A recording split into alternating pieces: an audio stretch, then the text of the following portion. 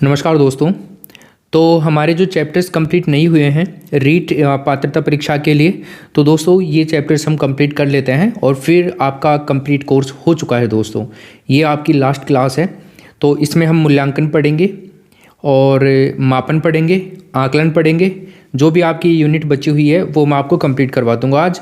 फिर आप एक काम करें, प्ले स्टोर पर एग्ज़ाम दरबार नाम से आपको ऐप मिल जाएगा, इसको ज़रूर से डाउनलोड कर लें। दोस्तों यहाँ पे सारे कंप्लीट नोट्स आपको मिल जाएंगे। मैंने पूरी कक्षाएं ले ली हैं, फ्री में आपको पढ़ा दिया है। इस कोर्स को एक बार नोटिफिकेशन आने के बाद मैं दोबारा से नई तरीके से और करवा दूंगा, पर अभी के लिए आप इस कोर्स को करो, फिर हम एक बार और बेहतर ढंग से इसको तैयार करेंगे, एक बार और फ्री करवा दूंगा।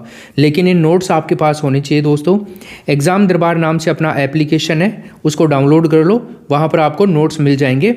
नोट्स नाम मात्र के शुल्क में 60-70-80 रुपये के आसपास वो मिल जाएंगे आपको, जिनको आप प्रिंटेबल PDF है A4 साइज़ में। उसके अलावा आपको कुछ भी नहीं पढ़ना है, वहीं से आपका सब कुछ बढ़िया तरीके से आप कर सकते हो क्लास एंड के बाद में नोट से। और हाँ, आपको कुछ भी एक्स्ट्रा बाल विकास शिक्षा शास्त्र के लिए या सेकंड ग्रेड के अंदर शिक्षा मनोविज्ञान के लिए फर्स्ट ग्रेड के अंदर कुछ भी एक्स्ट्रा लेने की कहीं से भी कोई ज़रूरत नहीं है, क्योंकि मैं आपको उनका भी कंप्लीट कोर्स यहाँ पर ही करवा दूंगा। PDF आप जाकर के यहाँ से ले लेना।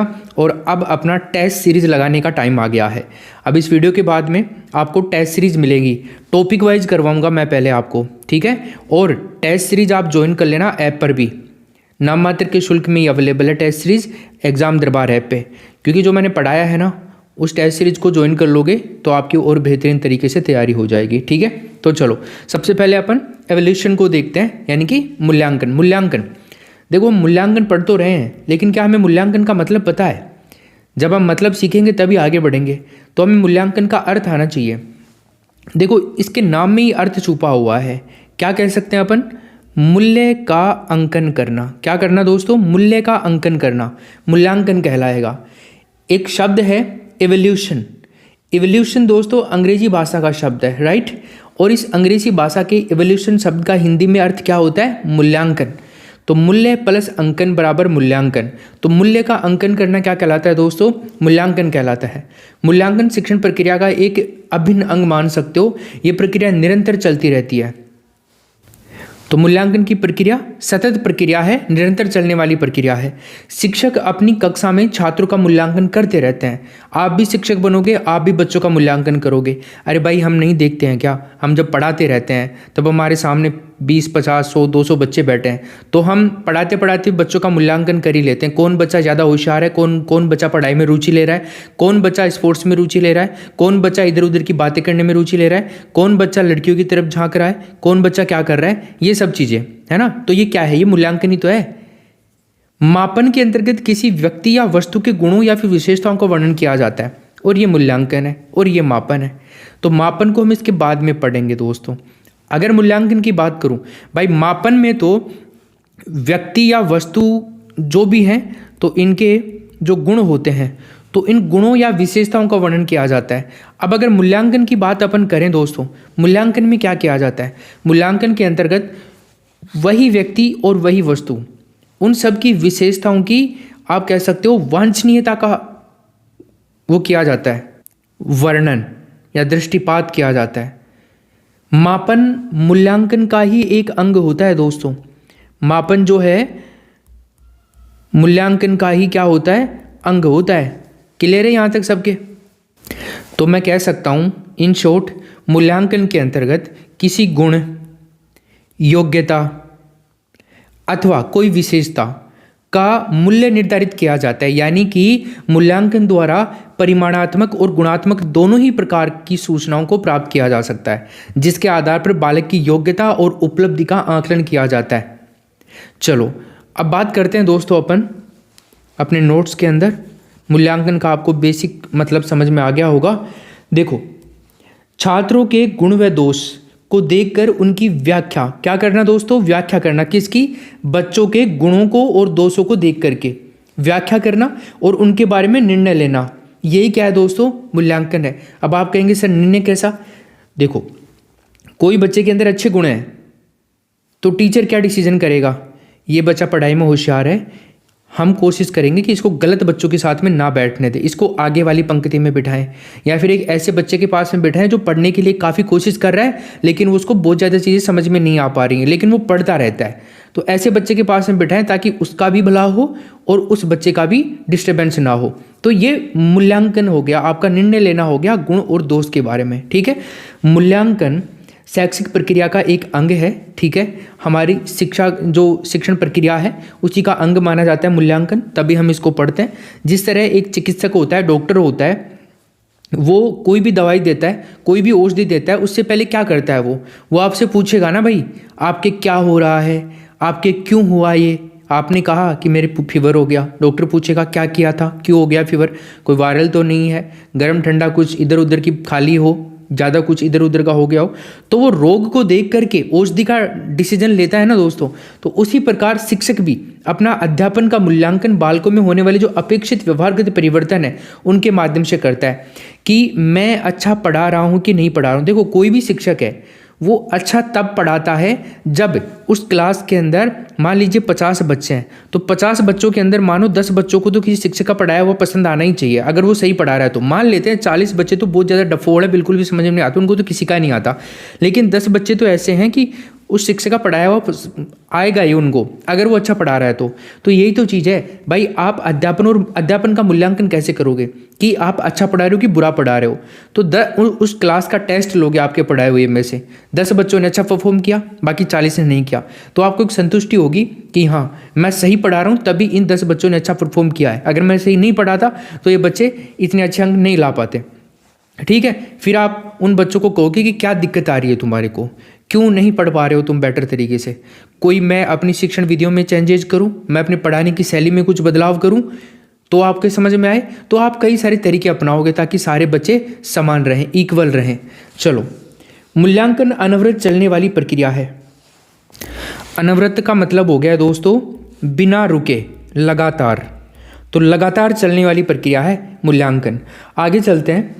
मूल्यांकन छात्रों के व्यवहार का गुणात्मक, क्वालिटेटिव और मात्रात्मक वर्णन करता है, क्वांटिटेटिव और क्वालिटेटिव।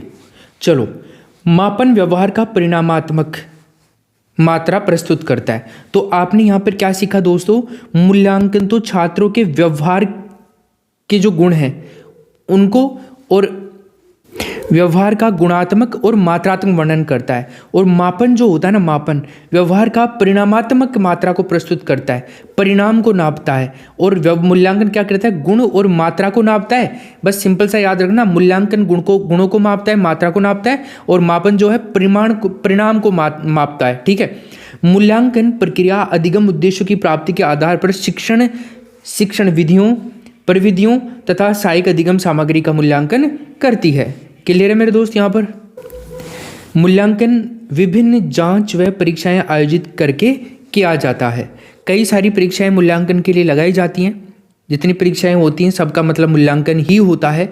आप भी सरकारी शिक्षक बनने जा रहे हैं तो आपका भी एक टेस्ट लिया जाता है, जो एग्ज़ाम का आप इंतज़ार कर रहे हो वो एग्ज़ाम भी एक मूल्यांकन ही है दोस्तों, कि आप में कितने गुण हैं, आप शिक्षक बनने लायक हो कि नहीं हो, इसीलिए तो एग्ज़ाम लिया जाता है आपका। तो यही तो मूल्यांकन है। मूल्यांकन का शाब्दिक अर्थ देखते हैं। देखो, किसी भी तथ्य, कोई भी तथ्य है, फैक्ट है, उसके संबंध में उचित निर्णय लेना। कोई भी तथ्य है भाई, मान लो बीजेपी सरकार अच्छी है या कांग्रेस सरकार अच्छी है, आप कब इसका उचित डिसीजन ले सकते हैं? आप इसका डिसीजन ले पाओगे जब आपको दोनों के बारे में अच्छे से पता होगा, जानकारी, किसने क्या क्या गलत काम किए, कौन किस चीज़ को बढ़ावा देता है, कौन किस चीज़ को बढ़ावा नहीं देता, इन सब, किसने एजुकेशन सिस्टम को सुधारा है, किसने बिगाड़ा है, ये सब चीज़ें। तो इन सब का डिसीजन आप कब ले पाओगे? जब आपको तथ्य पता होंगे दोनों के बारे में। तब किसी कार्य की समाप्ति पर पूर्व निर्धारित उद्देश्यों की पूर्ति किस सीमा तक हुई है, ऐसा बोध जिस साधन या प्रक्रिया से होता है उसे ही क्या कहते हैं दोस्तों? हम उसे ही कहते हैं मूल्यांकन। तो हमने देखा मूल्यांकन क्या हो गई, एक सतत या निरंतर चलने वाली प्रक्रिया है, प्रोसेस है। मूल्यांकन की प्रकृति की बात करते हैं दोस्तों। मूल्यांकन की प्रकृति कैसी होती है? तो देखो, सबसे पहला क्या है दोस्तों हमारे पास में, मूल्यांकन व्यापक प्रक्रिया है। देखो मैं आपको बता दूं, मैंने आपको एक चीज़ पढ़ाई थी, याद हो तो, क्या पढ़ाया था? RTE, एक्ट 2009, शिक्षा का अधिकार अधिनियम 2009, उसमें एक चीज़ बताई थी मैंने आपको, उसमें मूल्यांकन को व्यापक और सतत प्रक्रिया बताया गया था। क्या बताया गया था? व्यापक एंड सतत प्रक्रिया बताया गया था। सतत और व्यापक मूल्यांकन बच्चों के विकास के समस्त क्षेत्रों का सतत और नियमित आकलन करता है, जिसमें अलग अलग विभिन्न विधियों और उपकरणों के माध्यम से बच्चों का क्या किया जाता है दोस्तों? मूल्यांकन किया जाता है, आकलन किया जाता है। ठीक है, इसके अलावा हम बात करते हैं उद्देश्यपूर्ण प्रक्रिया है मूल्यांकन। तो उद्देश्यपूर्ण प्रक्रिया क्यों कहा गया है मूल्यांकन को? देखो, छात्रों के जो व्यवहार होता है, छात्रों का जो व्यवहार होता है, तो छात्रों के व्यवहार में विद्यालय द्वारा लाए गए परिवर्तन, विद्यालय में विद्यार्थी जाते हैं तो विद्यालय के द्वारा क्या उनके व्यवहार में परिवर्तन आया, तो विद्यालय द्वारा लाए गए परिवर्तनों के विषय में प्रमाणों के संकलन और उनकी व्याख्या करने की प्रक्रिया ही क्या है दोस्तों? मूल्यांकन है। यानी कि उससे उनका विकास की सीमा तक हुआ है, बालक में बाधक तत्व कौन कौन से हैं, इन सब की जानकारी रखना ही क्या है? मूल्यांकन का प्रमुख उद्देश्य है। एक है दोस्तों शिक्षार्थी केंद्रित प्रक्रिया। मतलब हम क्या कह सकते हैं शिक्षार्थी केंद्रित प्रक्रिया के बारे में, कि मूल्यांकन का केंद्र जो बच्चा होता है, शिक्षार्थी होता है, बच्चा होता है, ये क्या और कैसे, दोस्तों क्या बोला मैंने? मूल्यांकन का केंद्र शिक्षार्थी, बच्चा या बालक क्या और कैसे सीख रहा है, इसका वर्णन करना होता है। मूल्यांकन का मुख्य लक्ष्य छात्रों के लिए रचनात्मक प्रतिक्रियाएं प्राप्त करना है, जो उन्हें अधिक प्रभावी ढंग से सीखने और अधिक तेजी से प्रगति करने के अंदर हेल्प करती हैं, मदद करती हैं। समझ गए? चौथा है हमारे पास में मूल्यांकन निर्णयात्मक प्रक्रिया है।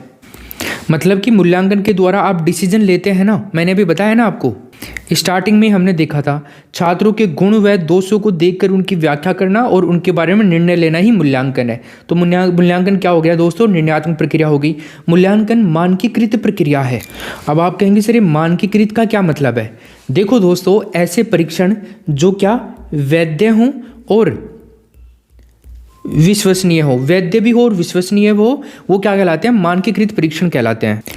ऐसे जो परीक्षण होते हैं, इन परीक्षणों में एक समय में एक ही प्रश्न का उत्तर देने के लिए कहा जाता है। वन टाइम में वन क्वेश्चन का आंसर दीजिए आप। ऐसे परीक्षणों की भाषा आसानी से समझ में आ सकती है और आसान माध्यम में होती है। ऐसे परीक्षणों जो ये जो परीक्षण होते हैं मानकीकृत परीक्षण, ये छात्रों की प्रगति का पता लगा सकते हैं कि कितनी प्रोसेस हो रही है, कितनी प्रोग्रेस हो रही है इन बच्चों के टीचिंग स्किल जो है उसके अंदर। और कमज़ोर और जो मेधावी छात्र होते हैं उनमें अंतर स्पष्ट करने का काम भी मानकीकृत प्रक्रिया ही करती है मूल्यांकन के आधार पर। तो समझ में आ गया आपको मूल्यांकन की प्रकृति के बारे में। अब दोस्तों बात करते हैं अपन मूल्यांकन की विशेषताओं के। तो देखो, मूल्यांकन की विशेषताओं में पहली विशेषता क्या है? मूल्यांकन अधिगम प्रदान होता है। तो देखो इसका क्या मतलब है? इसका मतलब है मूल्यांकन के द्वारा अधिगम को दोस्तों क्या किया जाता है? प्रेरित किया जाता है और जो पूर्व निर्धारित उद्देश्य होते हैं वहां तक पहुंचने का प्रयास किया जाता है। मूल्यांकन के माध्यम से छात्रों के अंदर जो पारस्परिक भिन्नता पाई जाती है ना दोस्तों, उसकी जानकारी भी मिलती है, जिससे उनके शारीरिक मनोवैज्ञानिक गुण और जो दोष होते हैं उनका पता चलता है। दूसरा है मूल्यांकन का क्षेत्र व्यापक होता है दोस्तों। मूल्यांकन का क्षेत्र व्यापक होता है, मैंने आपको समझा दिया। देखो, मूल्यांकन जो है सीखने का एक अभिन्न अंग होता है, ठीक है, और इसका क्षेत्र परीक्षा से भी ज़्यादा विस्तृत और व्यापक होता है, क्योंकि मूल्यांकन के द्वारा विद्यार्थियों की जो शैक्षणिक उपलब्धि होती है उसके अलावा व्यक्तित्व व्यवहार का भी आकलन किया जाता है। मूल्यांकन एक सतत प्रक्रिया है, निरंतर चलने वाली प्रक्रिया है। मूल्यांकन उद्देश्यपूर्ण, व्यापक और क्रमबद्ध प्रक्रिया है, ठीक है, ये भी आप याद रखना। प्रश्न देगा आपको कि बताइए निम्न में से मूल्यांकन की विशेषता नहीं है या कौन सी है, तो इनको सबको याद करना है, बिल्कुल सिंपल है, ठीक है। अगला है मूल्यांकन से छात्रों के विषय में सार्थक भविष्यवाणी की जा सकती है। तो देखो, भविष्यवाणी के लिए तो सीन ये है कि मूल्यांकन के अंदर जितना कोई बच्चा अच्छा परफॉर्म करेगा, आप भी जानते हैं, उसके लिए हम ये कह सकते हैं कि ये बच्चा कुछ ना कुछ आगे जाकर के इस चीज़ के अंदर अच्छा बनने वाला है, ठीक है, सिंपल सी बात है। मूल्यांकन में विश्वसनीयता और वस्तुनिष्ठता होती है दोस्तों। तो मूल्यांकन के अंदर एक तो विश्वसनीयता पाई जाती है, भाई इसमें कोई चीटिंग वाला काम नहीं होता है, और इसमें वस्तुनिष्ठता भी होती है। अब वस्तुनिष्ठता का मतलब हो गया दोस्तों, वस्तुनिष्ठ परीक्षा प्रणाली में समग्रता का गुण पाया जाता है। किसका पाया जाता है? समग्रता का, ठीक है। और यहाँ पर प्रश्नों की संख्या कम से कम 1 से स्टार्ट होती है। इसलिए संपूर्ण पाठ्यक्रम से प्रश्न पूछना संभव होता है, यानी कि परीक्षा की जो शैक्षिक उपलब्धि होती है उसका मूल्यांकन समग्र रूप से संभव हो पाता है। अगला है हमारा क्या है, मूल्यांकन संपूर्ण व्यक्तित्व से संबंधित प्रक्रिया होती है। ठीक है, पूरे व्यक्तित्व को प्रभावित करती है। पूरा व्यक्तित्व ही मूल्यांकन की जो प्रक्रिया है उससे पता लगाया जा सकता है कि आपका कैसा व्यक्तित्व है। मूल्यांकन गुणात्मक व मात्रात्मक दोनों प्रकार का होता है, हमने बात कर ली है। मूल्यांकन बाह्य और आंतरिक प्रक्रिया है। अब देखो इसमें बाह्य और आंतरिक से मतलब क्या हो गया। अगर मैं बात करता हूँ आंतरिक की, तो आंतरिक के अंदर क्या होता है ना, जो मूल्यांकन करता होता है शिक्षण प्रक्रिया से संबंधित व्यक्ति होता है। ये अपेक्षाकृत सस्ती प्रक्रिया होती है आंतरिक प्रक्रिया, बाह्य प्रक्रिया के कंपैरिजन में देखा जाए तो। ये छात्रों के पूरे शैक्षिक स्तर में उपस्थिति और उनका निष्पादन, आचरण, पाठ्यक्रम संबंधी क्रियाकलाप, रुचि, लगन, इन सबको ध्यान में रख करके किया जाता है आंतरिक मूल्यांकन। आंतरिक मूल्यांकन के अंदर मैं बता दूं सतत और व्यापक मूल्यांकन होता है। या आंतरिक मूल्यांकन वस्तुनिष्ठ की बजाय व्यक्तिनिष्ठ प्रक्रिया होती है। क्या होती है, व्यक्तिनिष्ठ प्रक्रिया होती है दोस्तों। ठीक है, अगर बाह्य मूल्यांकन की मैं बात करूं, इसमें मूल्यांकन करता कोई बाहरी व्यक्ति होता है जो शिक्षण प्रक्रिया से प्रत्यक्ष रूप से संबंधित नहीं होता है। कई बार नहीं देखते थे आपका मूल्यांकन करने कोई और आता है। ठीक है, यह अपेक्षाकृत खर्चीली प्रक्रिया होती है, इसमें पैसे भी लगते हैं। ठीक है ना, ये निश्चित समय अवधि के कुछ प्रश्न पत्रों के माध्यम से इसका काम हो जाता है। कुछ प्रश्न पूछ करके परीक्षा ले ली जाती है। ठीक है, इसमें अपेक्षाकृत अधिक वस्तुनिष्ठता निहित होती है और सतत और व्यापक होने के साथ साथ में इसके अंदर सतत और व्यापकता का इसमें गुण नहीं पाया जाता है, इसमें गुण निहित नहीं होता है। क्लियर है सब चीज़ें। आगे बात करें, मूल्यांकन शिक्षण अधिगम व शैक्षिक प्रक्रिया का अभिन्न अंग है।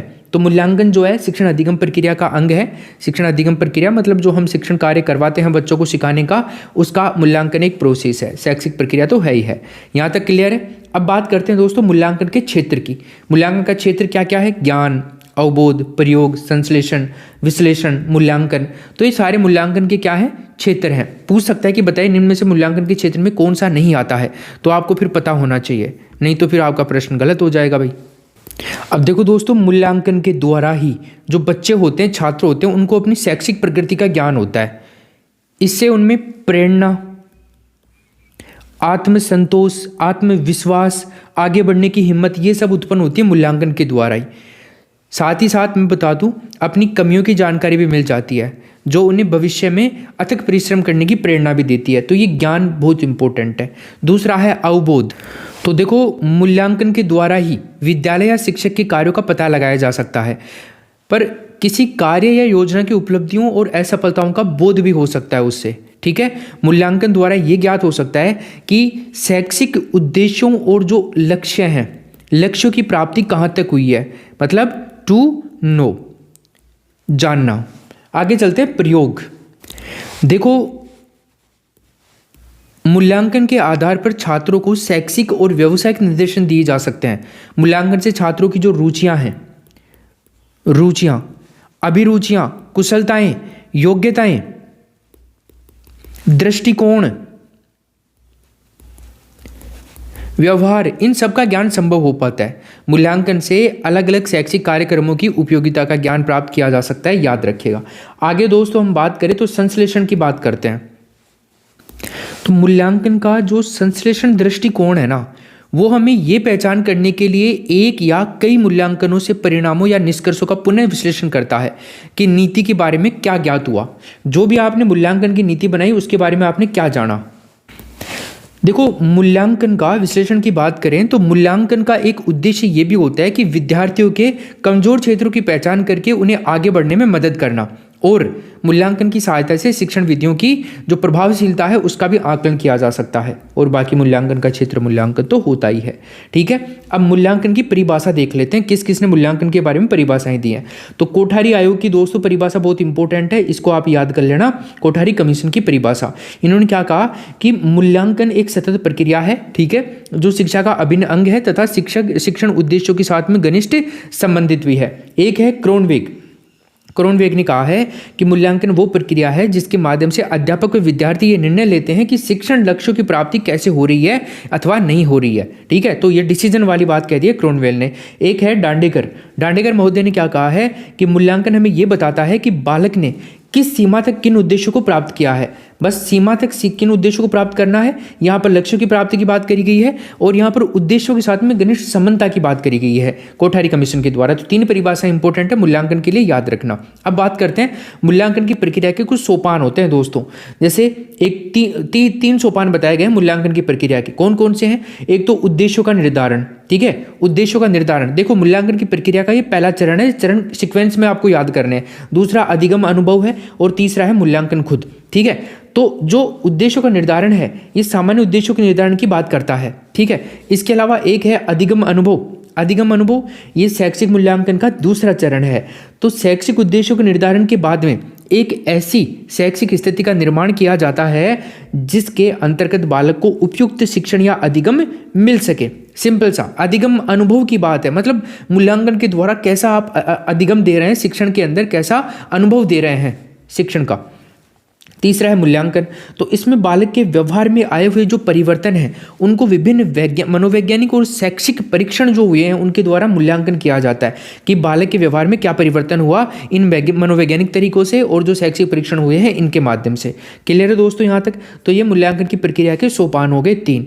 इसके अलावा आपको याद रखना है NCERT जो कि राष्ट्रीय शैक्षणिक अनुसंधान व प्रशिक्षण परिषद है। इसके बारे में बात करें तो इन शैक्षिक परिषद की पुस्तक मूल्यांकन की अवधारणा, इन्होंने एक पुस्तक बना रखी है मूल्यांकन की अवधारणा, कॉन्सेप्ट ऑफ इवैल्यूएशन। तो इसमें मूल्यांकन के कुछ बिंदुओं के ऊपर विचार किया गया है। तो दोस्तों मोस्ट प्रोबेबली यहाँ से क्वेश्चन बनने के चांसेज हैं आपके एग्जाम में, तो इन तीनों को याद करना आप। तो इसमें पहला क्या है, शैक्षिक उद्देश्यों की प्राप्ति किसने अच्छे रूप में हुई है। एक तो ये बात है कि भाई मूल्यांकन के द्वारा आप शैक्षिक उद्देश्य के लिए तो मूल्यांकन किया जाता है कि बच्चा क्या बनने वाला है, बच्चा किस तरह से उसकी पढ़ाई हो रही है, सब गुणों को हम ध्यान में रखते हैं मूल्यांकन के अंदर, सब चीज़ों का ऑब्जर्वेशन किया जाता है। तो इसमें क्या कहा गया कि शैक्षिक उद्देश्यों की प्राप्ति कितने अच्छे रूप में हुई है। दूसरा है अधिगम अनुभव किस सीमा तक प्रभावी रहे हैं, जो अधिगम के अनुभव हैं वो कौन से लेवल तक गए हैं। और तीसरा है दोस्तों मूल्यांकन के लिए निर्धारित उद्देश्यों की प्राप्ति किस सीमा तक हुई है। तो ये अपने 3 बिंदु हैं इसके अंदर NCERT के द्वारा दिए गए। ये हो गया अपना। अब दोस्तों एक चीज़ बता दूं आपको, काफ़ी ज़्यादा प्रॉब्लम करती है ये चीज़, मापन और मूल्यांकन में डिफरेंस क्या है, क्या अंतर है मापन और मूल्यांकन में। तो देखो मापन के अंतर्गत किसी व्यक्ति वस्तु के गुण अथवा विशेषताओं का मात्रात्मक वर्णन किया जाता है, ठीक है, ऊपर भी देखा था अपने स्टार्टिंग में भी। जबकि मूल्यांकन के अंतर्गत क्या होता है, उसी व्यक्ति अथवा वस्तु के गुणों अथवा विशेषताओं की जरूरतों के बारे में बात की जाती है। सिंपल सा अर्थ है, बिल्कुल कोई दिक्कत ही नहीं है इसको याद करने में। याद रखना मापन मूल्यांकन का एक क्या है, अंग है। तो सिंपल सा आपको मापन और मूल्यांकन के अंदर डिफरेंस भी पता लग गया है। अब अगला आता है दोस्तों अपने पास में क्या, मूल्यांकन के पद या सोपान। तो मूल्यांकन के पद और सोपानों को और देखें अपन तो शैक्षिक मूल्यांकन के उद्देश्यों का चयन करना। तो इसमें क्या होता है, एक तो जो सामान्य उद्देश्य होते हैं ना उनका निर्धारण करना और विशिष्ट उद्देश्यों का निर्धारण करना। सामान्य और विशिष्ट दोनों ही तरह के इसमें उद्देश्य आते हैं दोस्तों, ठीक। एक है इसमें शैक्षिक उद्देश्यों का विश्लेषण करना, ठीक है। तीसरा है स्थिति का ज्ञान करना। मूल्यांकन के पद और सोपानों को देख रहे हैं भाई, इन स्टेप से मूल्यांकन गुजारा जाता है, ठीक है। तो स्थिति का क्या करना, ज्ञान करना। और मूल्यांकन प्रविधियों का चयन करना, मूल्यांकन को आप कैसे करने वाले हो, इस मूल्यांकन के अंदर कौन कौन सी विधियों को आप अपनाने वाले हो तो उनका करना।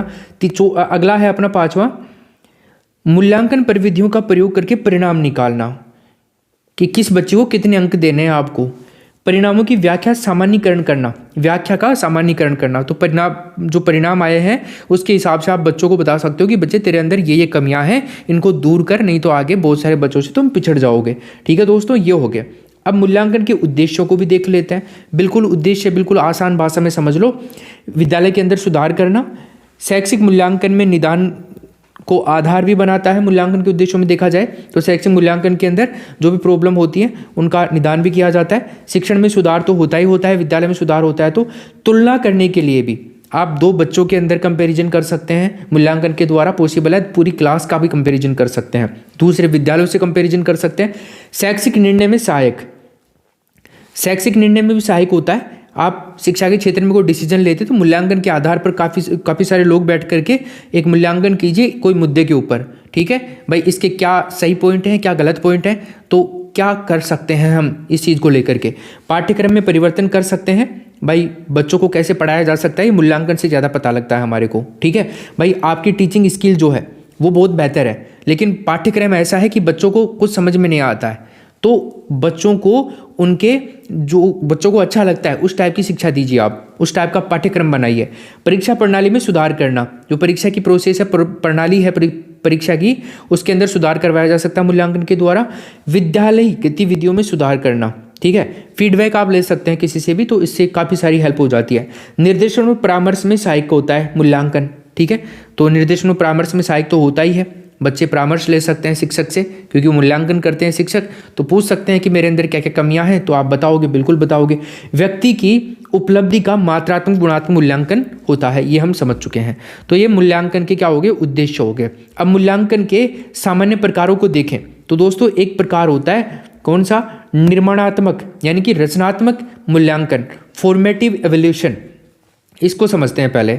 तो इसमें क्या होता है दोस्तों, पहला इसमें अधिगम के लिए मूल्यांकन भी कहते हैं इसको, इसका दूसरा नाम क्या है, अधिगम के लिए मूल्यांकन, मतलब सिखाने के लिए मूल्यांकन करना। बालकों की लगातार प्रतिपुष्टि के लिए सहायक, भाई आप कुछ पढ़ा रहे होते हैं, ठीक है, तो आप बीच बीच में ऐसे कर रहे हैं ना, सही है ना बात, सही है ना, समझ में आ गया, तो बच्चे क्या फीडबैक दे रहे हैं, हाँ आ गया कि नहीं आ गया, उसके लिए भी मूल्यांकन सहायक होता है, ठीक है।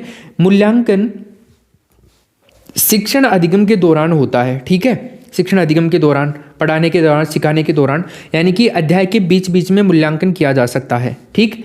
ये वाला निर्माणात्मक मूल्यांकन की बात करें अपन, रचनात्मक मूल्यांकन की। इस मूल्यांकन में अध्यापक पढ़ाते समय ये जांच करते हैं कि बालकों ने अनुभूतियां और ज्ञान को कितना ग्रहण किया है। आप जो सिखा रहे हैं तो आप मूल्यांकन के द्वारा जांच सकते हैं, आपने जो पढ़ाया है ना उसका क्लास के अंदर आप मूल्यांकन कर सकते हैं। एक एक बच्चे को खड़ा करके बताओ मैं क्या पढ़ा रहा हूँ, अभी मैंने क्या बोला, आपने क्या सीखा, मैंने जो पढ़ाया उसमें से, ठीक। तो ये निर्माणात्मक होता है। एक होता है दोस्तों योगात्मक मूल्यांकन, समेटिव इवोल्यूशन।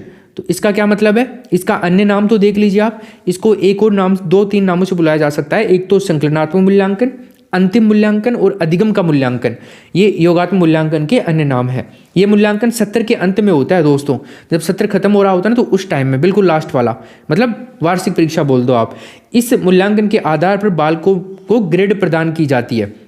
ग्रेड प्रदान क्यों जाती है, क्यों की जाती है, क्योंकि बच्चों आपको पता है बहुत सारे बच्चों के बहुत अच्छे मार्क्स आते हैं, बहुत सारे बच्चों के कम मार्क्स आते हैं, बहुत सारे बच्चों के बिल्कुल एवरेज मार्क्स आते हैं।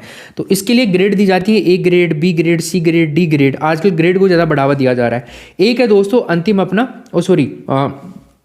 निदानात्मक मूल्यांकन। निदानात्मक मूल्यांकन क्या है, डायग्नोस्टिक एवोल्यूशन।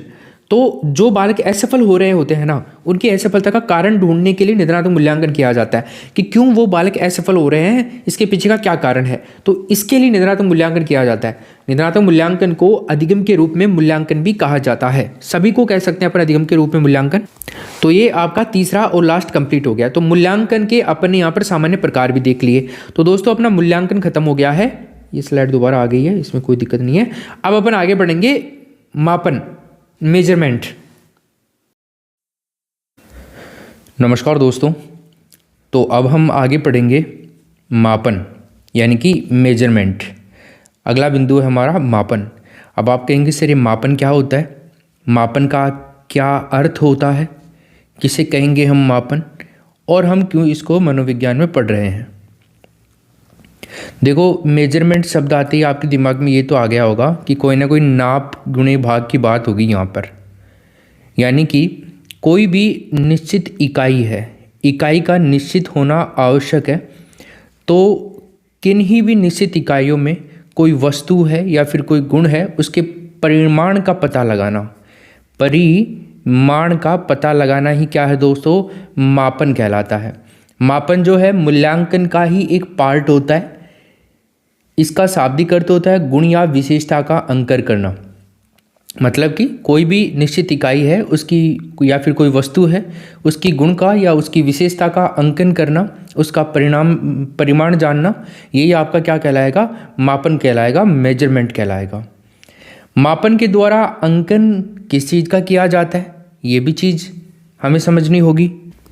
तो इसमें देखिए विद्यार्थी की उपलब्धि और उसके विकास को संख्यात्मक यानी कि अंक के रूप में निश्चित करने का कार्य कौन करता है दोस्तों, मापन करता है। ठीक है, यानी कि आप विद्यार्थी का मापन कैसे करेंगे? आप कोई भी परीक्षा आयोजित करवाएंगे, परीक्षा आयोजित करवाने के बाद में आप बच्चे को ग्रेडिंग देंगे या नंबर देंगे, कॉपी जांच करके आप उसकी, ठीक है। तो नंबर देना या अंक देना भी क्या हो गया, ये संख्यात्मक है ना। तो ये क्या हो गया, बच्चे की उपलब्धि के विकास को आप संख्यात्मक रूप में कोई ना कोई मान दे रहे हो, कोई ना कोई मापन दे रहे हो, तो ये आपका मापन कहलाएगा। ये मापन का अंकन होता है। इसके अंतर्गत किसी भी गुण से संबंधित एक उपयुक्त पैमाना या आधार मान लिया जाता है। उस पैमाने के संदर्भ में व्यक्ति में निहित गुण की जांच करके अंक अथवा ग्रेड दिए जा सकते हैं। समझ की बात, आगे चलते हैं। जैसा कि बालक को अच्छे समझना एग्जाम्पल को, इसी से पूरा आपको समझ में आएगा कि क्या है मापन। तो बालक को जैसे हिंदी में समास का ज्ञान भली प्रकार से है या नहीं है, इस चीज़ का आपको परीक्षण करना है, ठीक है। तो इसके लिए 50 अंक निर्धारित किए गए हैं और ये परीक्षण का पैमाना है। मतलब आपने समास का टेस्ट लेने के लिए 50 अंक का समास का टेस्ट बना दिया। ओवरऑल अपन ये बात कर सकते हैं। तो जांच स्तर यानी कि विद्यार्थियों का जो स्तर है, समाज से संबंधित किसी तरह के प्रश्न बना करके प्रश्न पत्र यानी कि जो परीक्षण यंत्र होता है उसके द्वारा बनाया गया आपका प्रश्न पत्र है, वो विद्यार्थियों को आप सौंपेंगे, विद्यार्थी उसको सोल्व करेंगे। तो प्रत्येक प्रश्न के सही उत्तर के लिए 2-2 अंक निर्धारित किए गए हैं, ठीक है। मतलब एक प्रश्न आप सही करोगे तो आपको 2 नंबर मिलेंगे, 2 प्रश्न आप सही करोगे तो आपको 2 नंबर मिलेंगे, ठीक है। वो सॉरी 4 नंबर मिलेंगे। एक प्रश्न के 2 नंबर, 2 प्रश्न के 4 नंबर, 4 प्रश्नों के 8 नंबर, 5 प्रश्नों के 10 नंबर, इस तरह से, राइट। तो निर्धारित किए गए प्रश्नों में प्रत्येक प्रकार के समास के लिए सामासिक पद बनाना, मतलब बहुत सारे प्रकार के समास होते हैं, तो हर समास के पद के लिए एक सामासिक पद बनाना, समास विग्रह करना, शुद्ध करना, तुलना करना, त्रुटि की पहचान करना, इन सब चीज़ों को आपने ध्यान रखा है और आपने 25 प्रश्न बना दिए 50 नंबरों के, ठीक है सर, ये आपने बना दिया। अब परीक्षा के बाद उत्तरों के आधार पर आप अंक देंगे बच्चों को कि किसने कितना बेस्ट लिखा है, किसने कितना अच्छा स्कोर किया है। किसी को 50 में से 42 अंक मिल रहे हैं, किसी को 40, किसी को 35, किसी को 10 अंक भी मिल रहे हैं। तो अब क्या हो सकता है, अब क्या आकलन आप निकाल सकते हैं, क्या मापन आप कर सकते हैं इसमें। तो देखो इस प्रकार के अंकन से हमें क्या पता चलता है, ऐसे प्रश्न आपसे आएंगे घुमा फिरा करके, ध्यान रखना। तो बताइए इस प्रकार के अंकन से हमें क्या पता चलता है। तो इस प्रकार के अंकन से हमें पता चलता है कि सामान्य बालक तो कौन से हैं। अब आप कहेंगे सर सामान्य बालक का कैसे पता लगेगा इनमें से। तो देखो 50 अंक का टेस्ट था, 25 प्रश्न थे, तो सामान्य बालक कौन होंगे। आप आ जाओ, मैंने आपको पढ़ा रखा है भाई, सामान्य बुद्धि वाले बालक कौन होते हैं, जिनकी बुद्धि 90 से 110 के आसपास होती है, वही तो बालक सामान्य बुद्धि वाले होते हैं। तो अब 50 का आप आंकड़ा निकालोगे, 50 नंबर का, भाई वहाँ तक हम जा सकते हैं कि 140 तक प्रखर बुद्धि वाले बालक होते हैं, गॉड गिफ्टेड बालक होते हैं, सृजनशील बालक होते हैं, प्रतिभाशाली बालक होते हैं। 140 या 140 प्लस इसके आसपास में जो भी होते हैं, 131 से लेकर के। तो यहाँ पे हम कौन से बालकों को ले सकते हैं सामान्य बुद्धि बालक में, सामान्य बालक में। तो जो 35 अंक प्राप्त कर रहा है इसको भी हम सामान्य में ले सकते हैं, 40 वाले बच्चे को भी सामान्य में ले सकते हैं, समझ गए। 42 वाले को भी सामान्य में ले सकते हैं। अगर कोई 45 प्लस कर रहा है तो फिर वो आपका सृजनशील में आएगा, राइट। सर्वाधिक कमजोर बालक कौन सा है, तो हमें पता लगेगा कि सबसे कमजोर बालक कौन सा है। तो आपने देखा यहाँ पर 10 अंक भी आए हैं किसी बालक के, तो वो बालक सर्वाधिक कमजोर बालक होगा। सर्वाधिक कुशल बालक कौन है, अब इनमें से देखो किसी के सबसे ज़्यादा कोई बच्चे के नंबर आए हैं तो 42 आए हैं 50 में से, तो वो बच्चा सबसे ज़्यादा कुशल होगा उस क्लास के अंदर। पता लग गया है ना आपको मापन से। कमजोर बालक में कौन से समास की उपयुक्त जानकारी नहीं है। अब उस बच्चे की आप कॉपी चेक कर रहे हैं, तो उस बच्चे की कॉपी चेक करते टाइम में उसने 10 अंक तो कहाँ से प्राप्त करे। इसके अलावा जहाँ पर उसने गलतियाँ करी हैं, इसका मतलब है कि वो उन समास या उन प्रश्नों के अंदर कमज़ोर है। तो ये भी हमें पता लग जाता है। किस बालक को किस प्रकरण का पुनः उपचारात्मक शिक्षण कराना उपयुक्त है, यही मापन है। तो इस पूरे सिस्टम से, इस पूरी फॉर्मेट से आप ये पता लगा सकते हो कि किसी बालक के 10 नंबर आ रहे हैं तो वो क्यों आ रहे हैं, और फिर उसका आप क्या कर सकते हैं, पुनः उपचारात्मक परीक्षण करके उसको पुनः आप पढ़ा सकते हैं, अच्छे नंबर दोबारा दिला सकते हो उसको, ठीक है भाई। पता तो आपको तभी लगेगा ना जब आप ये सब परीक्षा लोगे, उसका टेस्ट लोगे, तभी पता लगेगा। ये आवश्यक नहीं है कि पैमाने में 1 2 3 4 अंक ही हों, राइट। ग्रेड भी हो सकती हैं, ABCD ग्रेड भी हो सकती हैं, इनके द्वारा भी मापन का निर्धारण किया जा सकता है। तो समझ में आ गया पूरा कॉन्सेप्ट आपको मापन का, इसी के ऊपर टिका हुआ है। अब आगे चलते हैं। देखो, मापन के द्वारा छात्रों के निम्न गुणों का मापन किया जा सकता है। अब मापन के द्वारा प्रश्न आ सकता है कि बताइए छात्रों के कौन कौन से गुणों का मापन संभव है। तो वहां पर आप क्या बताएंगे? वहां पर आप बताएंगे शारीरिक कौशल का मापन किया जा सकता है, बौद्धिक शक्ति का, जो कि अभी हमने किया, ठीक है, और अभिवृत्ति का मापन भी किया जा सकता है। अब आप कहेंगे सर ये अभिवृत्ति क्या होती है? देखो, अभिवृत्ति व्यक्तित्व का वो गुण होता है जो व्यक्ति की पसंद या नापसंद को दर्शाता है, ठीक है। एक शब्द होता है दोस्तों एटीट्यूड, आपने काफ़ी अच्छे से इसको सुना होगा। एटीट्यूड शब्द आंग्ल भाषा का शब्द है ये, जो कि एक नए शब्द से बनता है। एटीट्यूड लैटिन भाषा का एक शब्द होता है, उससे बना हुआ होता है। तो ये शब्द इसी का मतलब होता है अभिवृत्ति, समझ गए। इसके अलावा यहाँ पर परिभाषाएं देखेंगे दोस्तों हम मापन की। तो सबसे पहले हम देखते हैं थॉर्नडाइक की परिभाषा। एडवर्ड ली थॉर्नडाइक ने क्या कहा है?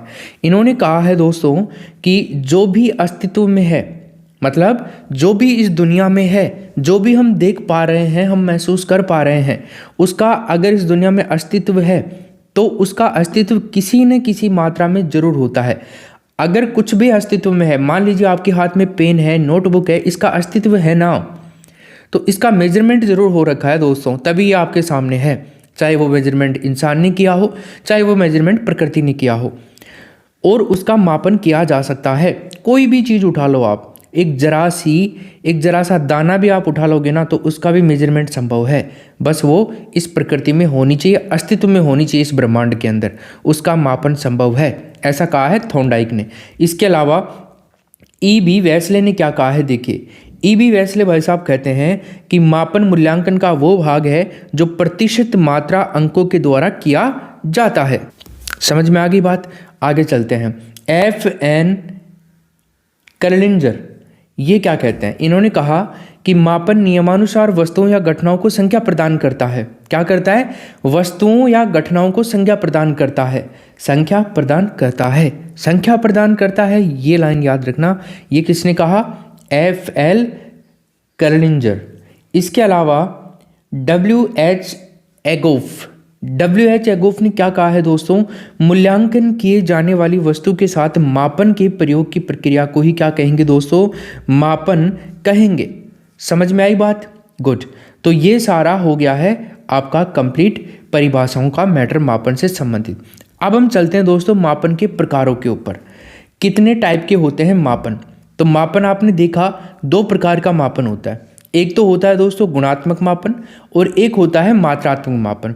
अब आप कहेंगे सर इस गुणात्मक से क्या मतलब है? गुणात्मक से मतलब है इसमें किसी वस्तु के गुण या विशेषता की उपस्थिति या अनुपस्थिति को दर्शाया जाता है। कोई भी वस्तु है जिसका अस्तित्व है, तो उसका गुण और उसकी विशेषता की उपस्थिति या अनुपस्थिति को दर्शाया जाता है। मान लीजिए टमाटर है, तो टमाटर को भी तो हम एक वस्तु कह सकते हैं, ठीक है। तो टमाटर का रंग कैसा होता है? लाल होता है। तो ये क्या हो गई? टमाटर की विशेषता हो गई। और अगर टमाटर को इंसान खाएगा तो उसको शारीरिक फायदा होगा, ये क्या हो गया? उसका गुण हो गया। तो इस दुनिया में, इस संसार में कोई भी वस्तु है, उसके गुण या विशेषता की उपस्थिति या अनुपस्थिति को दर्शाया जाता है, वही क्या होता है? गुणात्मक मापन होता है। समझ में आ गई? इसके अलावा एक होता है दोस्तों मात्रात्मक मापन। क्या होता है? मात्रात्मक। तो कोई भी गुण या विशेषता कितनी मात्रा में उपस्थित है, इसका यथार्थ विवरण प्रस्तुत किया जा सकता है। मतलब इसमें आप पता लगा सकते हो कि कोई भी गुण है या विशेषता है वो कितनी मात्रा में उपस्थित है। तो हम देख सकते हैं जब टमाटर खाएंगे तो टमाटर के ऊपर काफ़ी शोध हो रखे हैं दोस्तों। तो टमाटर के ऊपर देख सकते हैं हम टमाटर, एक टमाटर, इतना टमाटर या इतने केजी का टमाटर, इतनी अच्छी वैरायटी का टमाटर खाने से हमें इतनी ऊर्जा प्राप्त हो सकती है, ठीक है। तो ये उसकी विशेषता की मात्रा हो गई, ठीक है, समझ गए। तो इसका यथार्थ विवरण प्रस्तुत किया जा सकता है मात्रात्मक मापन के द्वारा। क्लियर है? तो मापन के 2 प्रकार कौन से हो गए दोस्तों? गुणात्मक मापन और मात्रात्मक मापन। शिक्षा के अंकात्मक मूल्यांकन यानी कि मापन का अधिक प्रयोग होता है। स्पष्ट है कि मापन संख्यात्मक और गुणात्मक दोनों हो सकता है। ठीक है, समझ गए। मापन जो है संख्यात्मक भी हो सकता है और गुणात्मक भी हो सकता है, ये चीज़ ध्यान रखिएगा, इंपॉर्टेंट है। प्रश्न आ सकता है कि बताइए मापन होता है, तो एक ऑप्शन में आएगा संख्यात्मक, एक ऑप्शन में आएगा गुणात्मक, तीसरे ऑप्शन में आएगा उपरोक्त दोनों, या फिर कोई नहीं। इस तरह से प्रश्न बन सकता है यहाँ से। क्लियर, आगे चलिए। अब हम बात करते हैं साथियों, भौतिक एवं मनोवैज्ञानिक मापन में कुछ अंतर होते हैं। ठीक है, एक तो मनोवैज्ञानिक मापन जो हम पढ़ रहे हैं, और एक होता है भौतिक जगत में जो मापन है। हर चीज़ के लिए जो मापन किया जाता है वो भौतिक जगत में मापन हो गया। तो उसके अंदर क्या डिफरेंस है, देखिए। भौतिक मापन परिणामात्मक होता है। क्या होता है, परिणामात्मक, मतलब भौतिक मापन जब किया जाता है तो परिणाम निकल करके आता है। मान लीजिए आपने कोई भी छड़ी ले ली है, ठीक है, कोई भी छड़ी ले ली है और उस छड़ी की लंबाई है 1.5 फीट, ठीक है। तो ये भौतिक जगत के अंदर है ना ये छड़ी, तभी तो हमने इसका मेजरमेंट किया, तभी तो हमने इसका मापन किया। तो जब भौतिक मापन किसका हो गया, छड़ी का हो गया 1.5 फीट की, तो ये परिणाम क्या निकला इसका, छड़ी की जब हमने लंबाई मापी तो क्या परिणाम निकला कि ये इतनी तो मोटी है ना। जो भी मोटाई का अंक मिलेगा हमें और जो भी लंबाई का अंक मिलेगा हमें, वो क्या हो गया, इसका परिणाम हो गया। जबकि मनोवैज्ञानिक मापन जो होता है वो गुणात्मक होता है। तो ये चीज़ ध्यान रखना आप, मनोवैज्ञानिक मापन गुणात्मक होता है और भौतिक मापन परिणामात्मक होता है। ये इंपॉर्टेंट चीज़ है, क्वालिटेटिव ध्यान रखना आप, ये ज़्यादा इंपॉर्टेंट हमारे लिए। परिणामात्मक का अर्थ क्या होता है, ऐसी वस्तु जिसकी भौतिक जगत में सत्ता हो, मतलब ऐसी कोई चीज़, जैसे छड़ी है तो हमारे संसार में है ना, भौतिक जगत का मतलब इस ब्रह्मांड में जो भी कुछ है वो भौतिक है, जिसमें आकर विषय वस्तु परिणाम आदि गुण हो, ये सब चीज़ें उसमें हो, आकार हो उसका, विषय वस्तु परिणाम आदि कुछ उसका नाम हो, ये सब चीज़ें जिसे देखा जा सके और उसकी उपस्थिति अनुपस्थिति को अनुभव किया जा सके। इन अर्थों में भौतिक मापन परिणामात्मक होता है। जैसे दूरी, भार, लंबाई, क्षेत्रफल, आयतन। जैसे आप सूर्य को हम देखते हैं, ठीक है, सूर्य को देखते हैं, हमसे कई करोड़ों अरबों किलोमीटर या मील या प्रकाश वर्ष दूर है वो सूर्य, लेकिन फिर भी हम सूर्य का मापन कर सकते हैं दोस्तों, बस वो हमें दिखनी चाहिए, ठीक है, भौतिक जगत में होनी चाहिए वो चीज़। तो दूरी, हमने सूर्य की दूरी हमें पता है। भार की बात करें, कोई भी वस्तु है आपके सामने, कोई भी वस्तु, आपके हाथ में कोई पेंसिल भी है तो उसका भी भार है, वजन है उसका कोई ना कोई, उसकी कोई ना कोई लंबाई है, उसका कोई ना कोई क्षेत्रफल है, उसका कोई ना कोई आयतन है, इन चीज़ों में ही बनी होती है। एक है दोस्तों, गुणात्मक मापन में तुलना का आधार क्या होता है, मानक, नॉर्म्स, जो सामान्य विवरण और औसत निष्पादन के आधार पर बनाए जाते हैं। क्लियर है दोस्तों यहाँ तक? ओके, आगे चलते हैं। एक व्यक्ति है दोस्तों जिनका नाम है स्टीवेंस।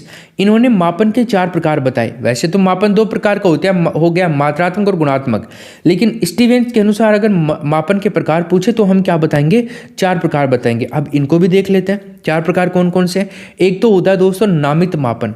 नामित मापन को शाब्दिक मापन भी कहा जाता है। ये प्रश्न आता है एग्जाम में, तो आप इनको याद करना है, ठीक है।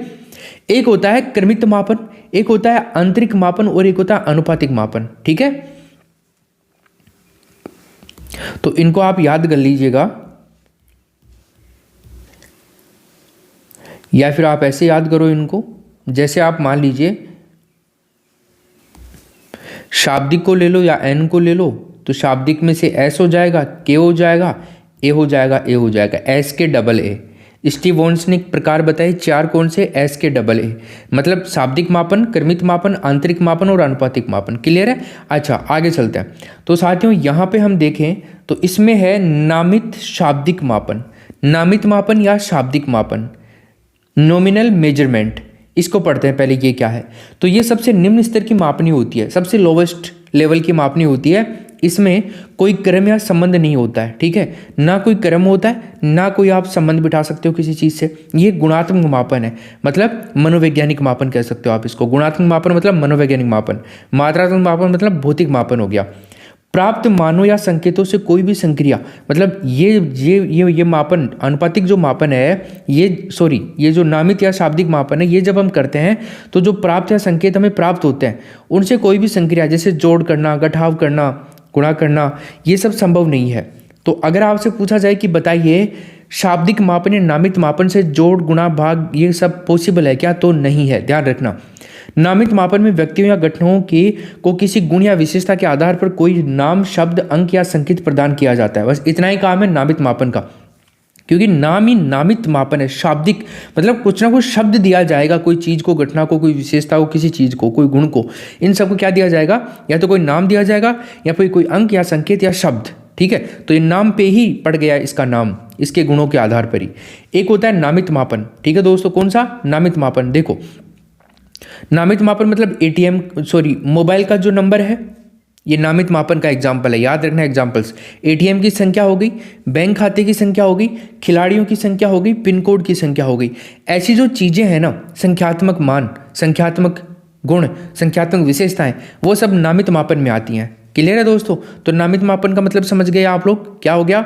आप मोबाइल नंबर पता कर सकते हो नामित मापन से, एटीएम संख्या, बैंक खाता, पिन कोड संख्या, खिलाड़ियों की संख्या और नाम, शब्द, अंक और संकेत, ये सब आप दे सकते हो। क्लियर है? दूसरा है दोस्तों क्रमिक या क्रमित मापन, ऑर्डिनल मेजरमेंट। क्लियर है?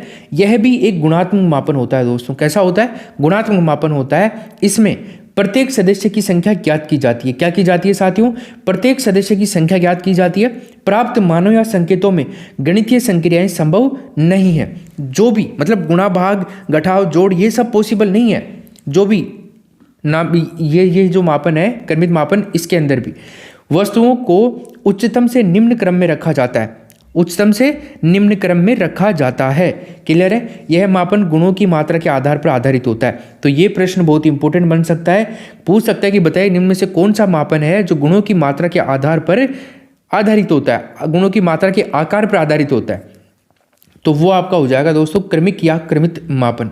वर्गों को कोई नाम या प्रतीक प्रदान करते हैं। ठीक है, जैसे सुंदरता प्रतियोगिता, फॉर्मल वन रेस, प्रतियोगिता की मेरिट यानी कि वरीयता सूची। तो ये एग्जाम्पल्स तो आ गए आपके किसमें? क्रमिक मापन में। अब आगे चलते हैं दोस्तों आंतरिक मापन या आंतरिक मापन, इंटरवल मेजरमेंट। ठीक है, इसमें देखते हैं ये मापन का तीसरा स्तर है। दो स्तर अपन ने पढ़ लिए, नामित मापन और क्रमिक मापन। अब तीसरा स्तर है आंतरिक मापन। तो ये मापन का कौन सी स्टेज है दोस्तों? थर्ड स्टेज है ये मापन की। क्लियर? यह मापन गुणों की मात्रा पर आधारित होता है। ये भी गुणों की मात्रा पर आधारित होता है। आंतरिक मापन में वस्तुओं के माध्य की दूरी को अंकों के माध्यम से रखा जाता है। कोई भी दो वस्तुएं हैं, उनके माध्य की जो दूरी है उनको अंकों के माध्यम से रखा जाता है। आंतरिक मापन से प्राप्त अंकों के साथ जोड़ अथवा घटाव संभव है, किंतु गुणा और भाग संभव नहीं है। तो आंतरिक जो मापन है ना, इससे जोड़ और घटाव तो संभव है, लेकिन गुणा और भाग दोस्तों संभव नहीं है इससे, आंतरिक मापन से। ये भी ध्यान रखिएगा। इसके अलावा हम बात करें आनुपातिक मापन। क्या मेरे दोस्तों? अनुपातिक मापन। तो इसमें हम देखें तो यह सबसे श्रेष्ठ स्तर की मापनी होती है दोस्तों। क्या होती है? सबसे बेस्ट, सबसे श्रेष्ठ स्तर की मापनी होती है। ये वैज्ञानिक, वस्तुनिष्ठ और विश्वसनीय मापनी होती है दोस्तों। क्या होती है? वैज्ञानिक होती है, वस्तुनिष्ठ होती है और विश्वसनीय मापनी होती है। सबसे बेस्ट अनुपातिक मापनी। इस मापन स्तर पर किया गया मापन यथार्थ शुद्ध होता है। ठीक है, अनुपातिक मापन का चौथा स्तर होता है दोस्तों। क्या होता है? अनुपातिक मापन का चौथा स्तर होता है, याद रखिएगा। और इसी के द्वारा हम दो स्थानों के मध्य की दूरी का अनुमान लगा सकते हैं।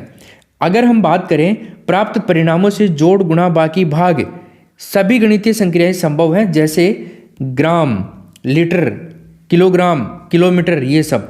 तो ये सब चीजें अनुपातिक मापन से संभव हैं, रेशियो मेजरमेंट से संभव है। क्लियर है दोस्तों? आगे चलते हैं अपन। अगला है दोस्तों अपना उपलब्धि परीक्षण।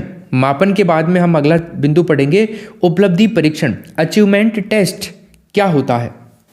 तो देखो दोस्तों, सबसे पहले हम देखते हैं उपलब्धि परीक्षण का मतलब क्या होता है। देखो, प्रत्येक व्यक्ति अपने जीवन में बहुत सारे प्रकार का ज्ञान और कौशल प्राप्त करता है। आप भी अपने जीवन में बहुत सारा ज्ञान प्राप्त कर चुके हैं, कौशल प्राप्त कर चुके हैं, स्किल प्राप्त कर चुके हैं। इस ज्ञान और कौशल में कितनी दक्षता है और कितनी दक्षता आपने प्राप्त करी है, समझ रहे हो आप बात को? इसी चीज का पता लगाना, उस ज्ञान या कौशल को उपलब्धि परीक्षण कहा जाता है। देखो, विद्यालय की कई सारी कक्षाओं में अनेकों प्रकार के छात्र शिक्षा ग्रहण करने के लिए आते हैं। समान मानसिक योग्यताओं से संपन्न होने के कारण वो समय की एक ही अवधि में अलग अलग विषयों और कुशलताओं में विभिन्न प्रकार की सीमाओं तक प्रगति करते हैं। उनकी इसी प्रगति और प्राप्ति या उपलब्धि का मापन या मूल्यांकन करने के लिए उपलब्धि परीक्षाओं की व्यवस्था की जाती है। समझ गए, ये उपलब्धि का मतलब होता है। ठीक है, उपलब्धि परीक्षाएं दोस्तों वो परीक्षाएं होती हैं जिसकी सहायता से विद्यालय में पढ़ाए जाने वाले जो विषय होते हैं और सिखाई जाने वाली कुशलताएं होती हैं, उनमें छात्रों की सफलता या उपलब्धि का ज्ञान प्राप्त किया जाता है। क्लियर है? देखो, शिक्षार्थी बालक शिक्षण के दौरान जो कुछ सीखता है उसी को क्या कहते हैं? उपलब्धि। भाई आपने भी, मैंने भी, जब हम पढ़ रहे थे, जब हम शिक्षा ले रहे थे स्कूलों में कहीं से भी, तो हमारे अंदर जो स्किल्स आए, हमने जो सीखा, वही हमारे लिए क्या हो गया? उपलब्धि हो गया। ठीक है भाई, हमने कुछ अचीव किया, वो हमारे लिए अचीवमेंट हो गया। इस उपलब्धि का पता लगाने के लिए बनाए जाने वाले परीक्षण क्या कहलाते हैं दोस्तों? उपलब्धि परीक्षण। तो हम इनकी ही बात करेंगे। सबसे पहले वस्तुनिष्ठ परीक्षण का निर्माण 1845 में होरास मैन के द्वारा किया गया। तो अगर आपसे पूछे कि बताइए वस्तुनिष्ठ परीक्षण का निर्माण किसने किया था, तो बताना 1845 में होरास मैन ने किया था। वस्तुनिष्ठ परीक्षण ज्ञान की जांच में सर्वश्रेष्ठ परीक्षण होता है दोस्तों। क्या होता है? ज्ञान की जांच में सर्वश्रेष्ठ परीक्षण।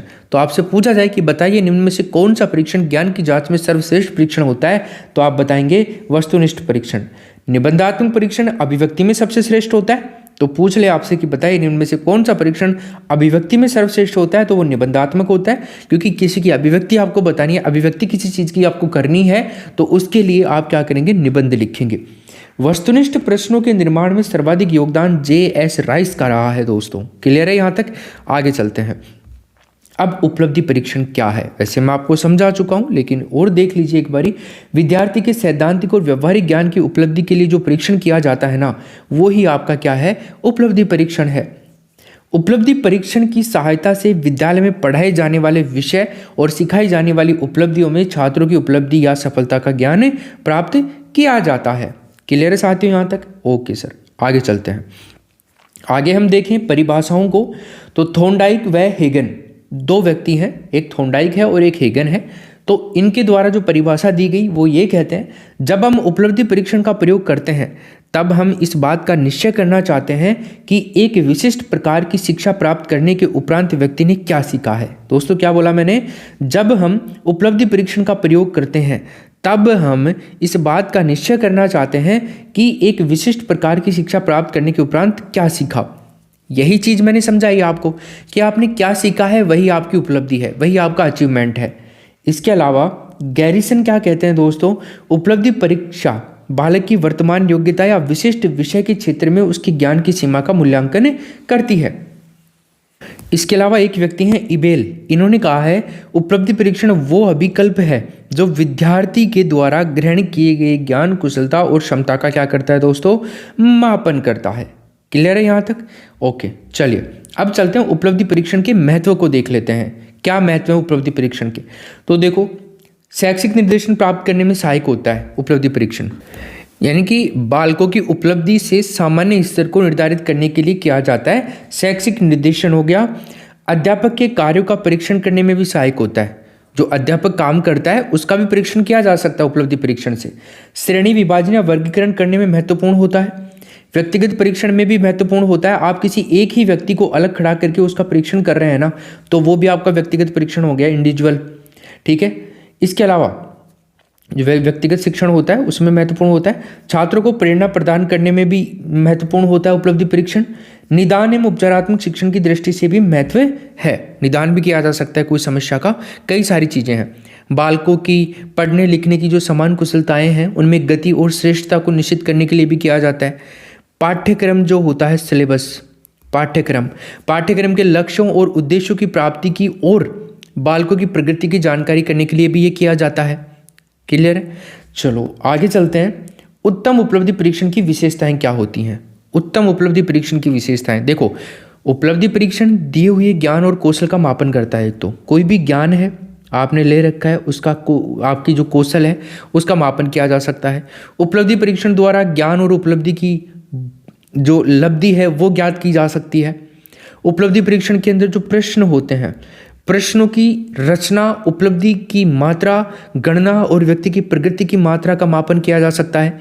उपलब्धि परीक्षण में जो वर्तमान प्रगति चल रही है उसका पता लगाया जा सकता है। ठीक है, कई सारी चीज़ें हैं। वस्तुनिष्ठता इसकी विशेषता होती है उत्तम उपलब्धि परीक्षण की। व्यवहारिकता होती है, वैधता होती है, व्यापकता होती है, निश्चित उद्देश्य, विश्वसनीयता, सरलता और रोचकता। ये सारे क्या है साथियों, उत्तम उपलब्धि परीक्षण की क्या है, विशेषताएं हैं। और एक मितव्ययता, ये डायरेक्ट आपसे पूछे जाएंगे कि बताइए निम्न में से कौन सी उत्तम उपलब्धि परीक्षण की विशेषता नहीं है। इस तरह से प्रश्न आएगा। बस इनको आप किसी भी तरह से याद कर लेना, लिख लेना, अच्छे से समझ लेना। और आपको ये जो पूरे अपने कंप्लीट कोर्स की पीडीएफ है ये एग्जाम दरबार ऐप के ऊपर मिल जाएगी। एग्जाम दरबार दोस्तों आप ऐप जरूर से डाउनलोड कर लेना मेरे भाई, ठीक है। वहां पर आपको आपकी परीक्षा के लिए कोर्स भी अवेलेबल है नाम मात्र के शुल्क में। दोस्तों देखो, हमारा जितना खर्चा आता है ना ऐप को मेंटेन करने के लिए और टीम के लिए, हमारे पास बहुत बेहतरीन टीम है दोस्तों। आप ऐप डाउनलोड तो कीजिए, वहां पर आप वीडियोस देखिए, डेमो देखिए, एक बार आप कोई भी कोचिंग से कंपेयर करिए। इतनी बेहतरीन टीम हमने स्टेबल कर रखी है, आपको मज़ा आ जाएगा। इतनी कम प्राइस में आप कहेंगे सर कैसे आप इतना बेहतरीन क्वालिटी का कोर्स उपलब्ध करवा रहे हो हमें। इतनी बेहतरीन टीम हमने लगाई है आपके लिए, केवल आपके लिए। तो इतना ही हम आपसे कॉस्ट लेते हैं जितना हमें खर्चा आता है।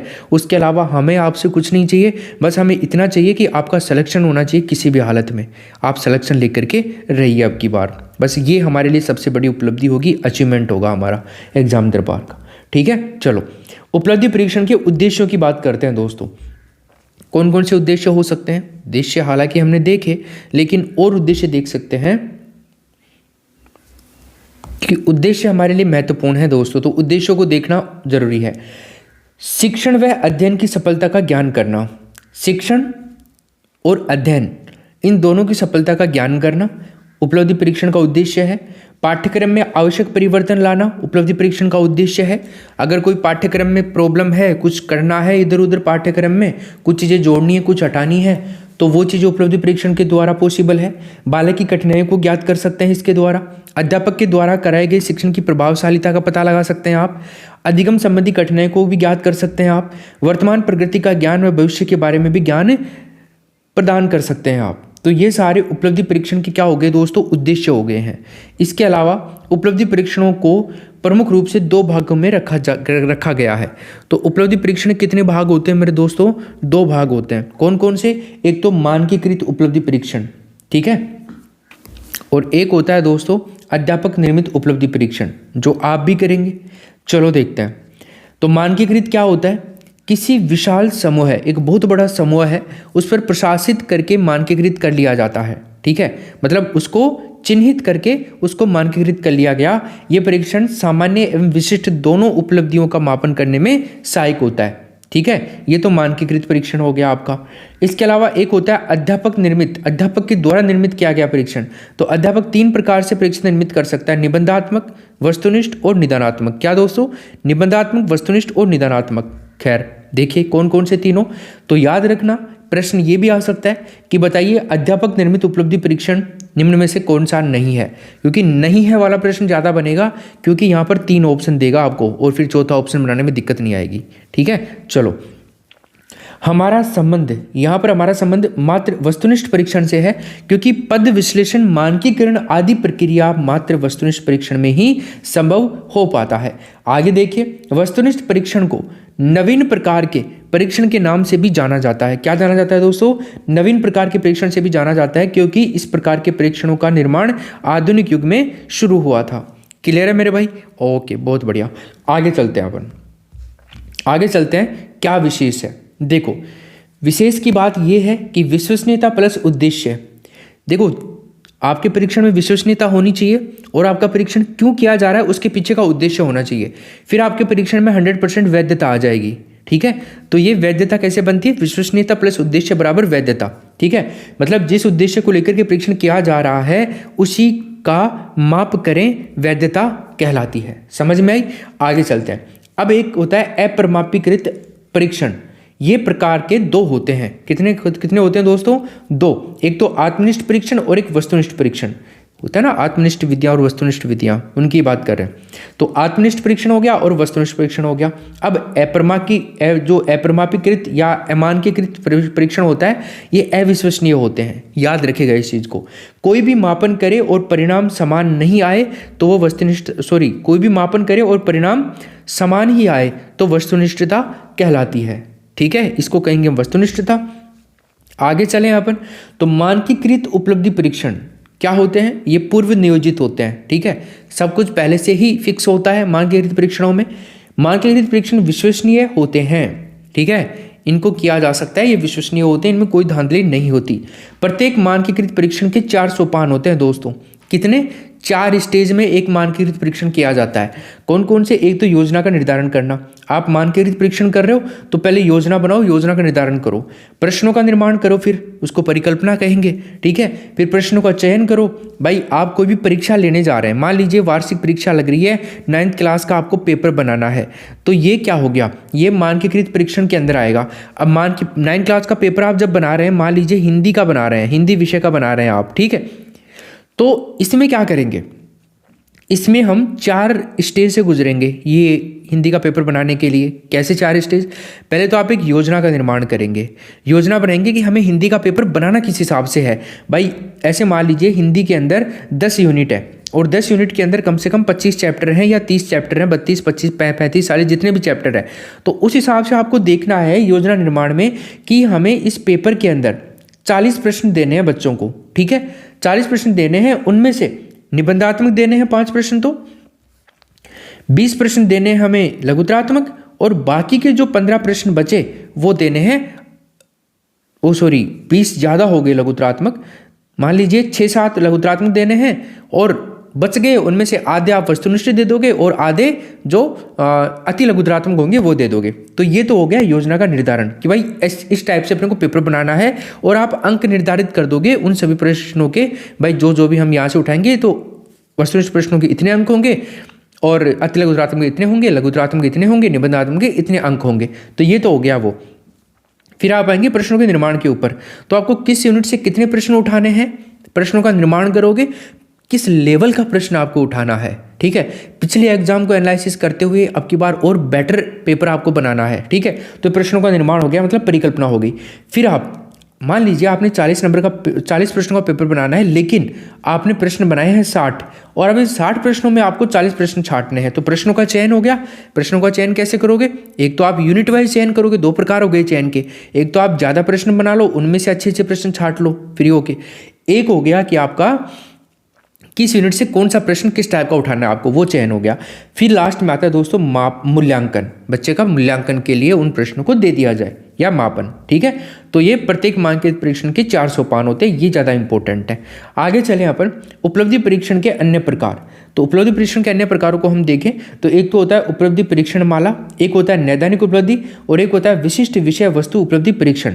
तो देखते हैं उपलब्धि परीक्षण माला क्या होती है। ये 5 से 10 विषयों में अर्जित ज्ञान को मापन के लिए किया जाता है। अगर आपसे पूछे कि बताइए निम्न में से कौन सा उपलब्धि परीक्षण का प्रकार है जो 5 से 10 विषयों में अर्जित ज्ञान के लिए मापन हेतु किया जाता है, तो वो है उपलब्धि परीक्षण माला। इसके अलावा एक है दोस्तों नैदानिक उपलब्धि। ये छात्रों की कमजोरी, कठिनाई और मजबूती को व्यक्त करता है। क्या करता है दोस्तों? छात्रों की जो कमजोरी है, कठिनाई है और मजबूती है उसको व्यक्त करता है। विशिष्ट विषय वस्तु उपलब्धि परीक्षण कहलाता है। राइट दोस्तों, क्या बोला मैंने? विशिष्ट विषय वस्तु उपलब्धि परीक्षण ये सत्र के अंत में होता है। क्या होता है? सत्र के अंत में होता है। सत्र के अंत में ये होता है। क्लियर है? आगे चलते हैं। अब दोस्तों यहां पर आपसे प्रश्न पूछे जा सकते हैं सूत्रों से संबंधित, उपलब्धि लब्धि का सूत्र और शैक्षिक लब्धि का सूत्र। ठीक है, तो उपलब्धि लब्धि का सूत्र तो होता है दोस्तों उपलब्धि लब्धि मतलब AQ, वो IQ है, मतलब बुद्धि लब्धि, मतलब अचीवमेंट क्वार्टेन। ठीक है, अचीवमेंट क्वार्टेन, और बुद्धि लब्धि जो होती है इंटेलिजेंस क्वार्टेन, IQ। क्लियर? तो देखो इसका सूत्र क्या होता है? उपलब्धि लब्धि मतलब कि शैक्षिक आयु बटे मानसिक आयु गुणा 100। क्या होगा? शैक्षिक आयु बटे मानसिक आयु गुणा 100 और AQ बराबर मतलब उपलब्धि लब्धि बराबर ये हो जाएगा। मान लीजिए आपको उपलब्धि लब्धि ज्ञात करने के लिए बोला जा रहा है। ठीक है, मान लीजिए किस प्रकार से प्रश्न आपके सामने आ सकता है। आपके सामने प्रश्न आ सकता है कि किसी बच्चे की शैक्षिक आयु 10 वर्ष है और उस बच्चे की मानसिक आयु 15 वर्ष है, तो उसका उपलब्धि लब्धि क्या होगा या उसका AQ क्या होगा। तो इसको कैसे हम सोल्व करेंगे, ठीक है। तो देखिए, या फिर यहाँ पर आप 20 ले लीजिए, थोड़ा सिंपल रहेगा, ठीक है। ओके, तो यहाँ पर देखिए 0 से गई 0 और 5, ठीक है। तो आप 100 के अंदर 20 का भाग देंगे तो 5 बार जाएगा और 10 को 5 से गुणा कर लो, 50 इसका क्या आ जाएगा, उपलब्धि लब्धि आ जाएगा दोस्तों। इस प्रकार का प्रश्न आपसे दिया जा सकता है। इसके अलावा अगर हम बात करें शैक्षिक लब्धि की, ठीक है, शैक्षिक लब्धि का सूत्र क्या होता है, EQ बराबर, मतलब EQ बराबर शैक्षिक आयु मतलब कि EA बटे वास्तविक आयु CA इंटू 100, ये हो गया। तो अगर हमें प्रश्न पूछे, शैक्षिक आयु पूछे कि किसी बच्चे की शैक्षिक आयु बताइए जिसकी शैक्षिक लब्धि बताइए जिसकी शैक्षिक आयु बच्चे की 10 वर्ष है, मानसिक आयु बच्चे की 20 वर्ष है, तो क्या उसकी शैक्षिक आयु हो जाएगी। तो यहाँ पर भी वही आंसर आ जाएगा। इस तरह से हम कोई भी रख देंगे तो वो बस आपको इस हिसाब से देखना है, शैक्षिक आयु को ऊपर रखना है नीचे रखना है, वो चीज़ इंपॉर्टेंट है, फिर तो आप कर दोगे, कोई समस्या नहीं है। तो यहाँ पर भी 50, ठीक है। चलिए आगे हम बात करें दोस्तों, अगला आपका बिंदु है सतत एवं व्यापक मूल्यांकन, CCE, मतलब कि सतत यानी कि कंटिन्यूअस एंड कम्प्रीहेंसिव एवोल्यूशन, ठीक है, सतत एवं व्यापक मूल्यांकन। और मैं आपको बता दूं, आपके एग्जाम में सतत एवं व्यापक मूल्यांकन का एक प्रश्न निश्चित रूप से पूछा जाता है और सबसे पहला प्रश्न यही पूछा जाता है कि इसका फुल फॉर्म क्या है। CCE का सतत एवं व्यापक मूल्यांकन हिंदी में पूछ सकता है और आपको इंग्लिश में पूछ सकता है, जो आपको यहाँ पर दिया हुआ है। अब देखो CCE यानी कि सतत एवं व्यापक जो मूल्यांकन है, इसका विचार सर्वप्रथम किसके द्वारा रखा गया। तो प्रथम नई राष्ट्रीय शिक्षा नीति 1986, जो भारत की राष्ट्रीय शिक्षा नीति है 1986, पहली शिक्षा नीति 1986 में आई थी। तो उसी के अंदर CC यानी कि सतत एवं व्यापक मूल्यांकन का विचार रखा गया था।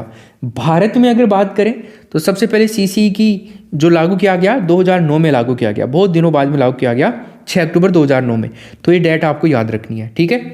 प्रोफेसर यशपाल समिति, जो प्रोफेसर यशपाल कमेटी है, उसके द्वारा NCF कर लीजिएगा, NCF 2005 का गठन किया गया और इसमें भी CCE भारत में लागू करने की बात की गई, ठीक है, ये हो गया।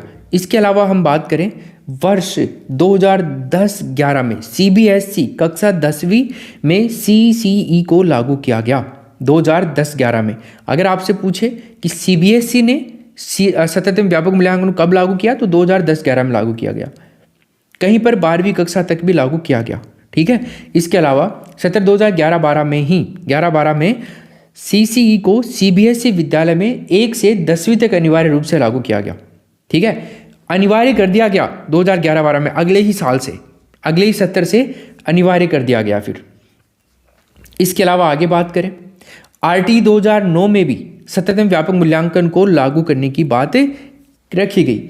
20 सितंबर 2009 को मानव संसाधन विकास मंत्रालय और केंद्रीय माध्यमिक शिक्षा बोर्ड यानी कि CBSE के मध्य एक बैठक होती है। उस बैठक में यह निर्णय लिया जाता है कि इसी सत्र से CCE की प्रक्रिया को लागू किया जाएगा। क्लियर है दोस्तों, बिल्कुल।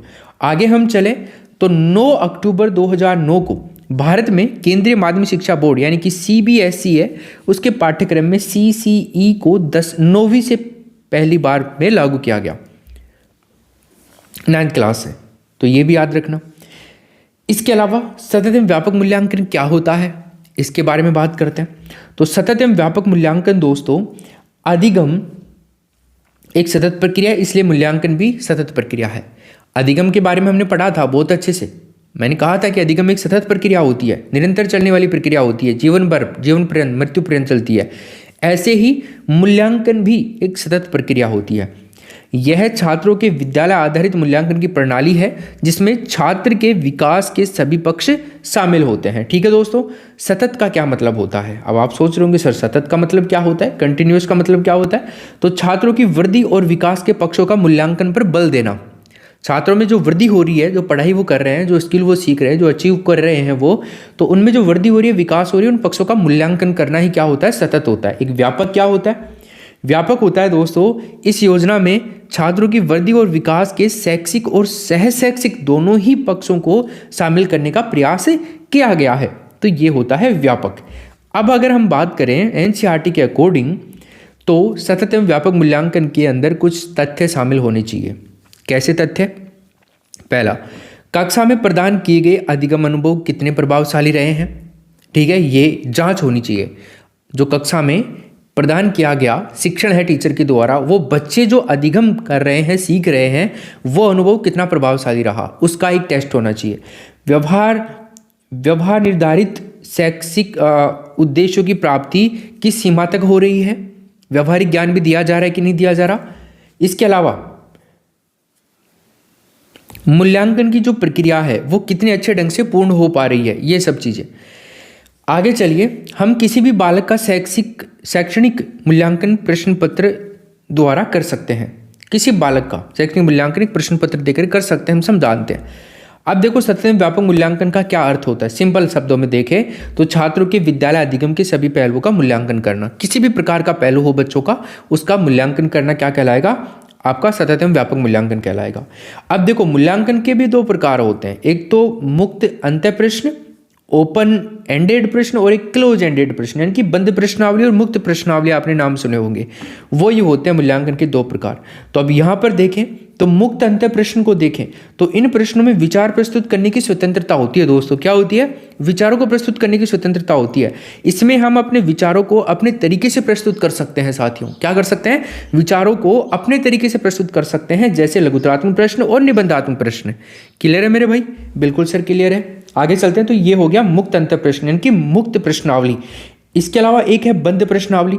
इसमें क्या होता है? इसमें प्रश्न के विकल्प में से कोई भी विकल्प छांटना होता है, ठीक है। इस प्रकार के प्रश्नों में हमें विचारों को प्रस्तुत करने की स्वतंत्रता नहीं होती है। मतलब ऑब्जेक्टिव टाइप ले सकते हो, जैसे कोई रिक्त स्थान भरना, ठीक है, कोई भी रिक्त स्थान। अब आप रिक्त स्थान भरोगे तो पूरी महाभारत थोड़ी ना लिख दोगे, वहाँ पे निबंध थोड़ी लिखोगे। खाली जगह के स्थान पर सही विकल्प का चयन करना होता है आपको बस। मिलान प्रश्न आ सकते हैं, सही विकल्प में मिलान का चयन करो, ठीक है। मिलान वाली बात है, ऑब्जेक्टिव का टाइप है। वर्गीकृत प्रश्न, 5-6 शब्दों में से 5-6 शब्दों के एक समूह में से अलग शब्द को निकालना, ये वर्गीकृत में हो गया। सत्य सत्य वाले प्रश्न हो जाएंगे, हाँ और ना में उत्तर देने वाले। बहुविकल्पात्मक प्रश्न, कई विकल्प में से एक विकल्प को चुनना। और व्यवस्थितकरण प्रश्न, यानी कि शब्दों को व्यवस्थित रूप में लगाना। तो इस टाइप के ये आते हैं बंद प्रश्नावली के एग्जाम्पल्स है सारे के सारे। ये याद रख लेना इनको अच्छे से ढंग से, ठीक है दोस्तों। ओके राइट, आगे चलते हैं। अब बात करते हैं हम सतत में व्यापक मूल्यांकन की प्रविधियों के बारे में। प्रविधियां, पोर्टफोलियो क्या होता है? Portfolio, what is portfolio? ये समय की एक निश्चित अवधि में विद्यार्थियों द्वारा किए गए कार्यों का संकलन होता है। मतलब इसमें टाइम का बाउंडेशन होता है दोस्तों। ये रोजमर्रा यानी कि दैनिक जीवन काम आने वाली चीज हो सकती है। दैनिक जीवन का काम भी हो सकता है, जिन चीज़ों को समय के रहते काम पूरा किया जाना चाहिए, ठीक है। पोर्टफोलियो का मतलब समझ गए। इसके अलावा निर्धारण मापनी, बच्चों की योग्यताओं उपलब्धियों को इस तरह जांचना कि वह किस स्तर की है। बच्चों की जो योग्यताएं हैं, उपलब्धियां हैं, उसको इस स्तर से जांचना कि वो किस तरह की है। जैसे ग्रेड देना, ABCD। घटनावृत्त, मतलब कोई रिकॉर्ड आप रख रहे हैं तो वो हो गया, और ग्रेड हो गया, ये सब। स्कूल में होने वाली दैनिक घटनाओं का विवरण भी बालकों के व्यवहार परिवर्तन का मूल्यांकन करने में क्या होता है? सहायक होता है। एक होता है दोस्तों व्यक्ति अध्ययन विधि। क्या होता है? व्यक्ति अध्ययन विधि। इसकी साक्षात्कार विधि और प्रक्षेपण अवलोकन विधि, इसमें 2 प्रकार आएंगे, या फिर आप तीनों को एक साथ ले सकते हो। व्यक्ति अध्ययन विधि, साक्षात्कार विधि और प्रक्षेपण या अवलोकन विधि, ठीक है। इनको देखते हैं। तो इनमें देखें अपन तो संचित अभिलेख विधि एक है, आत्म प्रतिवेदन विधि एक है, मनोवैज्ञानिक विधि, मनोवैज्ञानिक परीक्षण। ये सारी अलग अलग ही हैं, सतत और व्यापक मूल्यांकन की प्रविधियां ही हैं ये सारी, ठीक है। हाँ, तो अब संचित और अभिलेख विधि की बात करें तो छात्रों के व्यक्तित्व के विभिन्न पक्षों में आए परिवर्तनों और उपलब्धियों को एक ही प्रपत्र में लिख करके सुरक्षित रखा जाता है तो दोस्तों, ठीक है। समझ में आ गया बात? आगे चलते हैं। आत्म प्रतिवेदन विधि, इसमें व्यक्ति अपने विश्वास, मत आदि के बारे में तथ्यात्मक सूचना प्राप्त करता है। जो विश्वास होते हैं, जो उसके मत होते हैं, थॉट होते हैं, उनके बारे में तथ्यात्मक सूचनाएं प्राप्त करता है। आत्म प्रतिवेदन विधि में होता है ये काम। और मनोवैज्ञानिक परीक्षण या मनोवैज्ञानिक विधि जो है ये व्यक्ति के मनोशारीरिक विशेषताओं का मानकीकृत मापन या मापक होता है। क्लियर है? आगे चलें। सतत एवं व्यापक मूल्यांकन के क्या उद्देश्य हैं? उद्देश्य महत्वपूर्ण है। तो देखिए, सतत एवं व्यापक मूल्यांकन के उद्देश्य, एक तो मूल्यांकन प्रक्रिया को लचीला बनाना, छात्रों में परीक्षा संबंधी भय को दूर करना, अंक भार की समस्या को दूर करना, मतलब ग्रेडिंग दे देना, अधिगम के दौरान समस्याओं का निदान करना, सीखते समय ही समस्याओं का निदान कर देना, बच्चों का सर्वांगीण विकास करना, विद्यार्थियों का कार्यभार कम करना और तनाव मुक्त उनको करना, पाठ्यचर्या के सभी पक्षों का मूल्यांकन करना, मूल्यांकन प्रक्रिया को विद्यालय स्तर पर लागू करना, छात्रों का सतत यानी कि निरंतर और नियमित मूल्यांकन करते रहना। ये सारे सतत और व्यापक मूल्यांकन के क्या हैं दोस्तों? उद्देश्य हैं। बहुत ही सिंपल से उद्देश्य हैं, याद करना। अब इसका महत्व भी देख लेते हैं सतत और व्यापक मूल्यांकन का। इससे शिक्षक को प्रभावी शिक्षा कार्यान्विति तैयार करने में सहायता मिलती है। शिक्षा के लिए आप रणनीति तैयार कर सकते हो, बेहतरीन, इससे आपको हेल्प मिलेगी। CCE से विद्यार्थियों को अपनी शक्ति और कमजोरियों की जानकारी भी मिल जाती है दोस्तों, ठीक है, ये भी पता लग जाता है। इसी से विद्यार्थियों की प्रगति और उपलब्धि की सीमा स्तर के निर्धारण में नियमित सहायता मिलती है। सतत और व्यापक मूल्यांकन अभिक्षमता और अभिरुचि के क्षेत्र को भी सुनिश्चित करता है, ये इसके महत्व है। कमजोरियों का निदान किया जा सकता है। इससे विद्यार्थियों को अपनी अच्छी जो आदतें होती हैं विकसित करने, त्रुटियों को सुधारने में प्रेरणा मिलती है। ये भी काम इसमें होता है बहुत बेहतरीन ढंग से। CCE अधिगमकर्ताओं की अभिप्रेरणा बढ़ाने, उनकी अध्ययन की आदतों को सुधारने और उन्हें अपेक्षित अधिगम स्तर तक पहुंचाने में भी हेल्प करता है। इसके अलावा CCE भविष्य के लिए अध्ययन क्षेत्रों, पाठ्यक्रमों और व्यवसाय के चयन के संबंध में निर्णय लेने में भी सहायता मिलती है दोस्तों। ये हो गया आपका सतत एवं व्यापक मूल्यांकन। क्लियर है दोस्तों यहाँ तक? अब ये आपका कंप्लीट हो गया है। अब देखिए साथियों, आपका जो रीट एग्ज़ाम का जो कोर्स था वो मेरे हिसाब से कंप्लीट हो चुका है यहाँ पे, ठीक है, मैंने कंप्लीट करवा दिया है। अब आपको ये पूरी जो अपनी बुक की PDF है ये आपको लेनी है, तो आप एग्ज़ाम दरबार ऐप डाउनलोड कर ले दोस्तों। प्ले स्टोर पर एग्ज़ाम दरबार ऐप मिल जाएगा आपको, वो डाउनलोड कर लें और उसके अंदर ही आपको सभी बेहतरीन कोर्सेज, सब कुछ चीज़ें आपको इसमें मिल जाएंगी, ठीक है। नाम मात्र के शुल्क में हम सब चीज़ें फिर से बोल रहा हूँ अवेलेबल करवाते हैं। टेस्ट सीरीज आपकी एग्जाम के लिए अवेलेबल है, आपके लिए कोर्स अवेलेबल है जो भी चल रहा है, आप उसको ज्वाइन करो और शानदार तरीके से तैयारी को शुरू करो, ठीक है। बाकी एक और बात मैं आपको बता दूं, इस कोर्स को आपने कंप्लीट कर लिया होगा जब आप यहाँ तक आए हैं, तो एक बार वापस से मैं इस कोर्स को नई तरीके से करवाऊंगा। तब तक आप इस PDF को पढ़ लो दोस्तों। जब आप इस PDF को पढ़ लोगे ना पूरी को, एग्जाम दरबार ऐप पे जो अवेलेबल है वहाँ पर आपको मिल जाएगी, तो उसको पढ़ने के बाद में आप जब दोबारा मैं करवाऊंगा कोर्स को, उस टाइम में आपको बेहतरीन ढंग से और समझ में आएगा हर चीज़। और कोर्स दोबारा भी मैं आपको फ्री में ही करवाऊंगा, उसका कोई चार्ज नहीं होगा साथियों, ठीक है, समझ में आ गई बात। और अब मैं आपको कुछ प्रश्न उत्तर करवाऊंगा, उनको आप करते रहना, मज़ा आ जाएगा आपको। अब हम स्टार्ट करेंगे क्वेश्चन आंसर की सीरीज, ठीक है। अब तक आपने सब कंप्लीट कर लिया होगा, सारे चैप्टर्स मैंने करवा दिए आपके एग्जाम के अकॉर्डिंग। पूरी जो भी क्लासेज उनकी प्लेलिस्ट बना रखी है। धन्यवाद, मिलते हैं, थैंक यू सो मच।